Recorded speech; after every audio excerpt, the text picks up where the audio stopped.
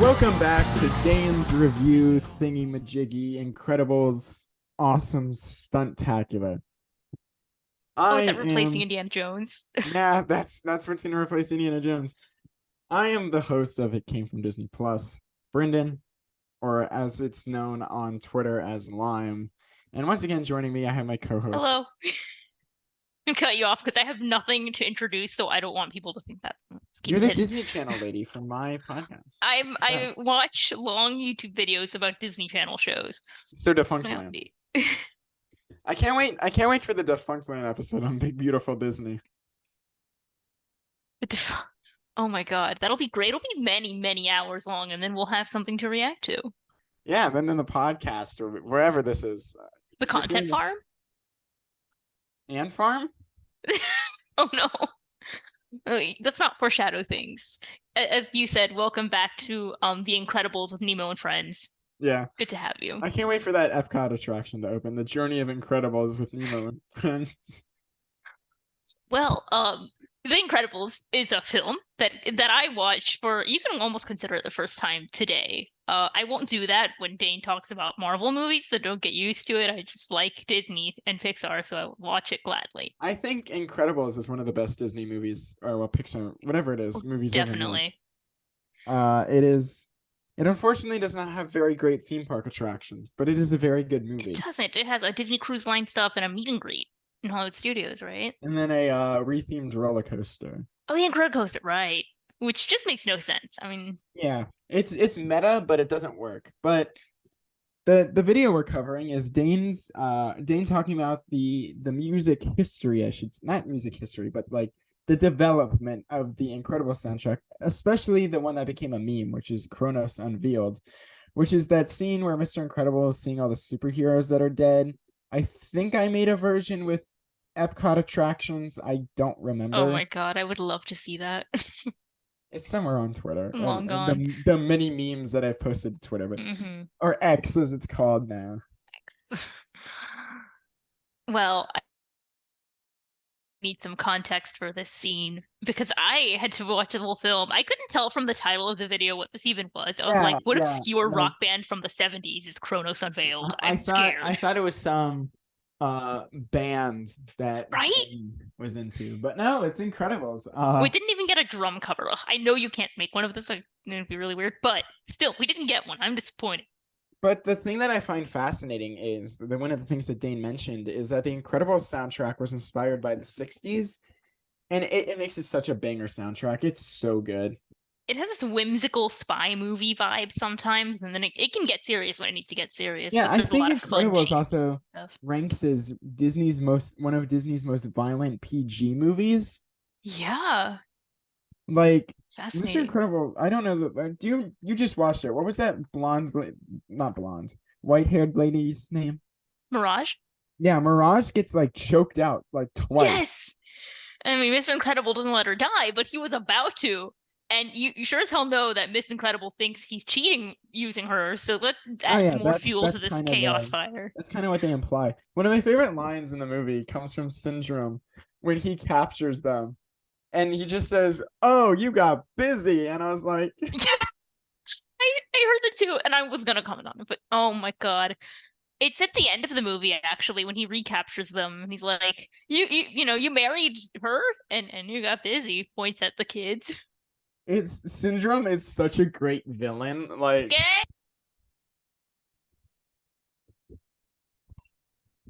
he definitely is. I love that he really isn't trying to destroy the world. He just wants attention. Yeah, he's kind of just like, I don't want to say he's stupid. He's just like very full of himself. Oh. He's very self-obsessed, if that makes sense. I mean, he has to be the biggest Incredibles fan, formerly at least. Yeah. And he's very like he's nearly responsible for the death of somebody. I don't remember the guy that darkly tries to commit unalive in a Disney movie. Oh yeah, I saw that in the summary too, because I had to confirm. I was like, wait, he tried to save someone from killing themselves. Yeah, and he ends up suing Mr. Incredible. Which which I just think that's cruel, but I mean, yeah, I can't which comment on is that. kind of what kickstarts the superhero ban. Like the superheroes have to go underground; they can't really do anything anymore. And that's such an interesting thing for a Disney movie to do. The Incredibles is, well, it is family friendly. It is simultaneously, like you said, very mature and dark at the same time. And Hmm. it is such a interesting dynamic for a Disney movie to do. And it's so easy to screw up. But this movie does it so well. I mean, I thought the premise of like lots of lawsuits was a little much, like in a way, because one guy sues them and then everyone sues them. But I like the idea that their heroics are also just dangerous and Yeah, they don't take it too much doesn't go care. the angle that the superheroes are praised, that everything they do is great and amazing. It definitely sheds light on the fact that what these superheroes are doing is dangerous. They are putting people's lives at risk. And I think we'll get to Dane's video in a second. The monorail scene in the movie is a good example of that premise the movie is trying to touch on, because a few more seconds, those people in that monorail would have been dead. Hmm. It would have derailed, and he ends up causing property damage and injuring several people. And of course that's better than, casualties, but it still is such an interesting, oh, everyone was fine kind of And the thing. burning, what was it, a bank too? Yeah. I don't know what building it was, but he managed to drag everyone out with Frozen. But still, they were kind of past their prime. They were just doing this kind of for fun and couldn't Frozone save. actually also kills a cop. Oh, I do not remember that. Oh God. Well, I don't know if the cop dies, but the movie doesn't show him again, to my knowledge. When he freezes them, they're dead. Oh, the frozen cop when he. Oh yeah, when they're caught. Yeah. Now I see what you mean. There's a lot of implied danger in this movie, and it's very interesting, There's a lot as of you said. implied death in this movie too. That too. Like Syndrome dies pretty violently as well. I love how he gets killed by his cape. That was a great Yeah, payoff. that really was such a, like, yeah, it's a little silly payoff, but it works so well But because the it's movie. true. We got all the evidence of capes are Yeah. bad. And I really like there's no character in this movie that you hate. We're No. talking about the Incredibles like this is the podcast. Well, at first I was like, are the kids gonna be annoying throughout the whole damn movie? They're fine. I mean, they're kids. They act like kids. The family acts like an actual family. And that's something I really like about this movie. It flows so naturally because the writing is so good, because it's Brad Bird. But I think we should go in more to the scene where Kronos Unveiled is involved. yeah, so Mr. Incredible gets to the island, and I think this is the first time the music is used. It's used a few times in the movie. We get to the scene with the goo balls, as I call them. Oh yeah, it's right before that, just before he gets captured.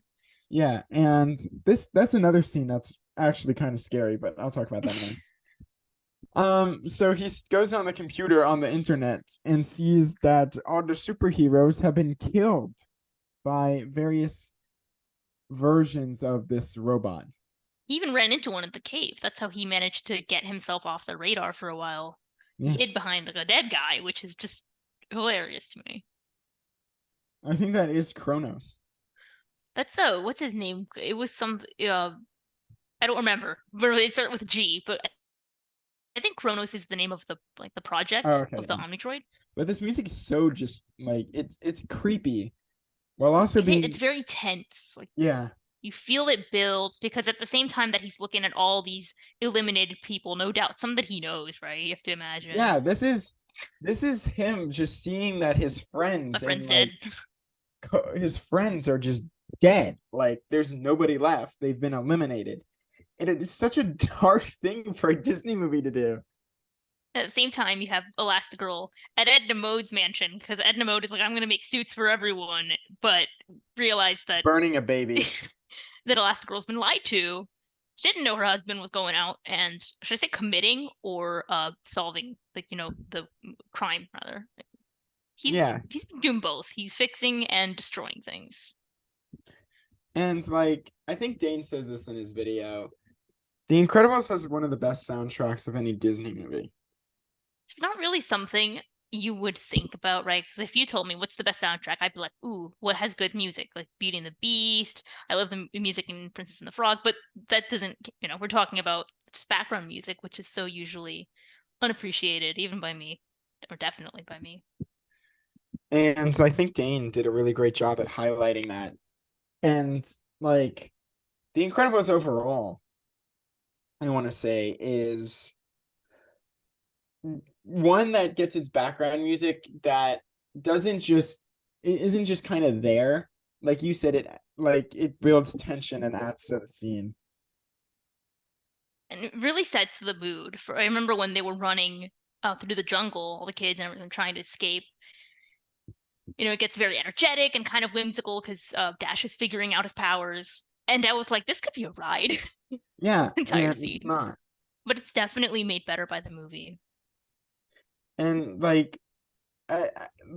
Dane picked this track for a specific reason. It is one of the most iconic tracks from this movie. It, as I said, became a meme. Right, I didn't even know that when I clicked on this, but at the end, there's some samples here of the Mr. Incredible finds out meme. And you wouldn't think it, but it's a very distinct piece. Mr. Incredible finds out there is no more veggie fruit at Epcot. He goes to Epcot to ride Horizons and listen to veggie fruit and see the energy dinosaurs. And he can't. And hear veggie fruit. I feel like Mr. Incredible and Star-Lord were there at the same time. We need Bob Chapek on one side, and then all the attractions he's killed. You probably made that. Maybe what you created. I don't know. That's such a good idea. Go make this. Move deviated completely. It's just like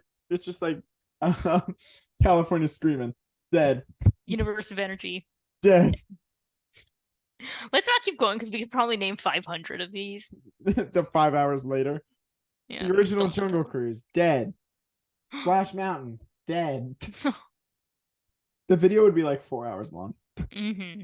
Really appreciated seeing like footage of the orchestra playing it too. It really shows how many people have to go into making something like this. Yeah, and as Dane said, it's kind of the point was all this collaboration between the composer and the director, trying to make feedback an inherent process here. Like in the 60s, you can't just record on the internet and send it to someone, and it just in the 60s. It also has a very like noir tone to it.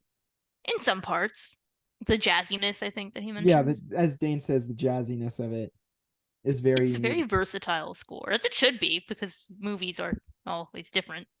Various scenes, can't all be happy or foreshadowing at the same time. Foreboding. Yeah, the trailer Dane talks about in the beginning, it was in front of, I think, the Haunted Mansion on DVD. And the belt coming undone used to scare me. And I guess if you're not expecting it, just this random superhero thing is kind of confusing. Mr. Incredible's belt breaks? What? Oh, let me see that. Oh, yeah, you're right. I was watching this movie with the audio descriptions, and it's a very different experience. So I probably can't test. I have words. I probably can't really attest to the score that much because sometimes the talking would come over it. Yeah. Well, that's pretty much all I have to say, like, about this video. I know it was really good. I really enjoyed it. It's very unique. One of Dane's best one of my favorite videos he's made, in my opinion. I'd probably put Incredibles in the title next time, so I would click on it more often. If I just saw this title, I wouldn't know what I'm doing. But yeah, that's my only critique. Go watch it. Well, thank you for having us on, Dane, once again, to your video. You can hear me on It Came From Disney Plus. Which you just got a sample of right here. This was very much the podcast. If you like it, go listen to it. Dane is sometimes on that podcast. He's going to be on 2 episodes in a row. We're going to have a Bluey episode come out hopefully this week that this is being recorded, which is the first week of September. And then shortly after that, we will have an episode on Muppet Vision. And then we'll jump back into the Halloween shenanigans. You took a big break.